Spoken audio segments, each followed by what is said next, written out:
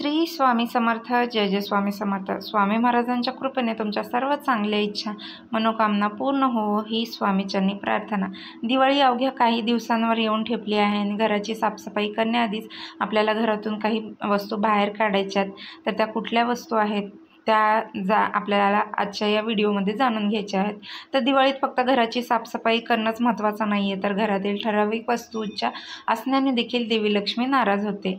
तर दिवाळी हिंदू धर्माचा दिवाळी सण हा फार महत्त्वाचा आणि खास मानला जातो. असं म्हणतात की या दिवशी देवी लक्ष्मीची आराधना करणं फार लाभदायक ठरते. यामुळे घरात सुख समृद्धी नांदते. दिवाळी जसा आनंदाचा सण आहे आणि दिवाळी ज्याप्रमाणे घरात फराळ केला जातो, दिवाळीची आकर्षक रोषणाई केली जाते, त्याचप्रमाणे घराची साफसफाई देखील तितकीच महत्त्वाची आहे. पण दिवाळीत फक्त घराची साफसफाई करणंच महत्त्वाचं नाही आहे, तर घरातील ठराविक वस्तूच्या असण्याने देखील देवी लक्ष्मी नाराज होते. त्यामुळे अशा कोणत्या वस्तू आहेत ज्या दिवाळीच्या आधी साफसफाई करताना तुम्हाला घरातून बाहेर काढायच्या त्या जाणून घेऊया. तर चला तर मग, जुन्या चपला बुटा. अनेकांना आपल्या घरात जुनं सामान ठेवायला फार आवडतं, पण ही चांगली सवय नाही आहे. असं म्हणतात की आपल्या घरातून जुन्या चपला बुटा दिवाळीच्या आधी साफसफाई करताना घरातून बाहेर काढायच्यात. यामुळे घरातून दारिद्र्य निघून जातं आणि सुख संपत्ती समृद्धीची वाढ होत असते. तर त्यासाठी आपल्याला जुने चप्पल बुटा जे आहेत तुमच्या त्या घरातून बाहेर काढायच्यात. त्यामुळे नकारात्मक ऊर्जेचा संचार हा घरात जास्त प्रमाणात असतो.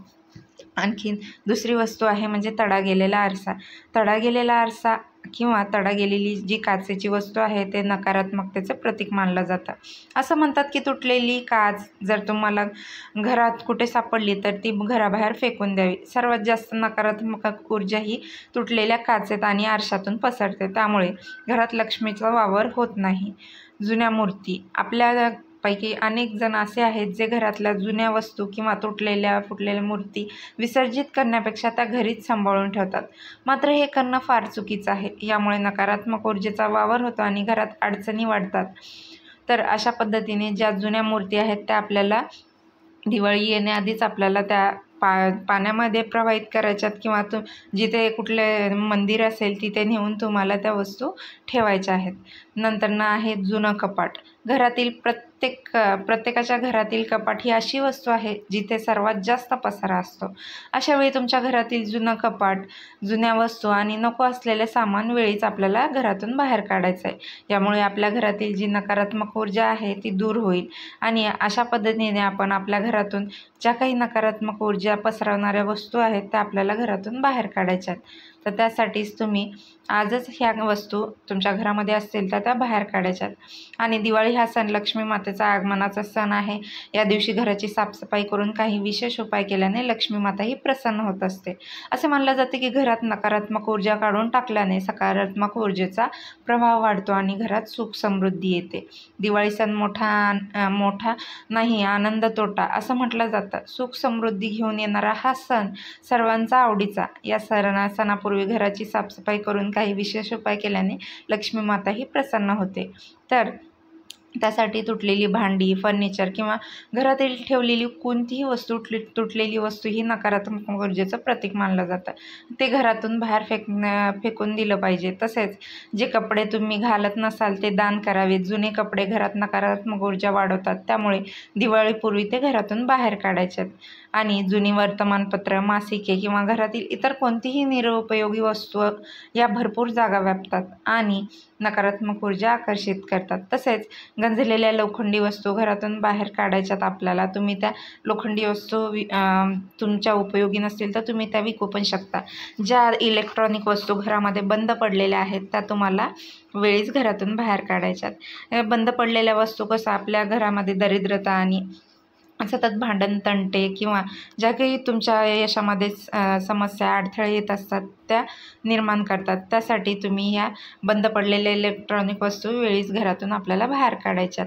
तसेच आपल्या घरामध्ये जे लहान मुलं असतात त्यांची तुटलेली फुटलेली खेळणी असेल तीसुद्धा आपल्याला दिवाळी येण्याआधीच आपल्याला बाहेर काढायची आहे.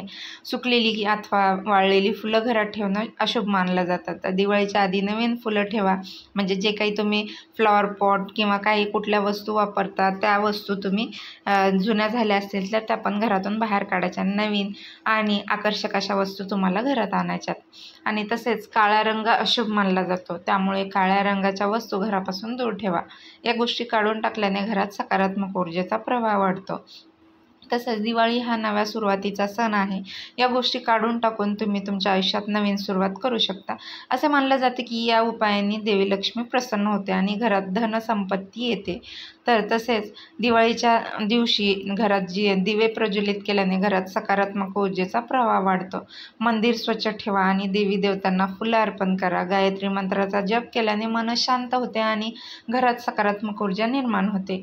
तर अशा पद्धतीने आपल्याला या काही वस्तू आहेत त्या आपल्याला दिवाळी येण्याआधीच किंवा आपण जी दिवाळीची साफसफाई करतो त्या साफसफाईमध्ये आपल्याला या जर वस्तू आपल्या घरामध्ये आढळून आल्या तर तुम्हाला त्या वस्तू म्हणजे जे काही तुम्ही दिवाळीमध्ये पूजन वगैरे करणार आहात त्याच्या आधीच तुम्हाला या सर्व वस्तू काढून टाकायच्या आहेत. आणि त्यामुळेच आपल्या घरामध्ये नकारात्मक ऊर्जेचा प्रवाह कमी होतो आणि सकारात्मक ऊर्जेचा प्रवाह संचार वाढत असतो. त्यासाठी आजच तुम्ही साफसफाई करताना किंवा तुम्ही जेव्हा साफसफाई करणार आहात दिवाळीच्या आधी या वस्तू तुमच्या घरात आढळून येत असतील तर त्या वस्तू तुम्ही वेळीच घरातून बाहेर काढा. यामुळे तुमच्या घरामध्ये सकारात्मक ऊर्जेचा संचार करेल आणि देवी लक्ष्मी अखंड तुमच्या घरामध्ये वास करेल. तर ही आजची माहिती तुम्हाला कशी वाटली? आवडली असेल तर लाईक करा आणि सबस्क्राईब देखील करा. बेल आयकॉनचं बटन प्रेस करून तुम्ही बेल आयकॉनचं बटन प्रेस करा. यामुळे काय होईल, मी जे कुठले नवनवीन माहितीपूर्ण व्हिडिओ चॅनलवरती टाकेल त्याविषयीची सर्वप्रथम नोटिफिकेशन तुम्हाला येईल आणि तुम्ही माझे कुठलेही व्हिडिओ मिस करणार नाही. त्यासाठी आजच लाईक, शेअर आणि सबस्क्राईब. आजच्या पुरतं एवढंच. भेटूया उद्या अशाच नवीन माहितीपूर्ण व्हिडिओमध्ये. सर्वांचा आजचा दिवस शुभ जावो हीच स्वामीचरणी प्रार्थना. सर्वांना श्री स्वामी समर्थ.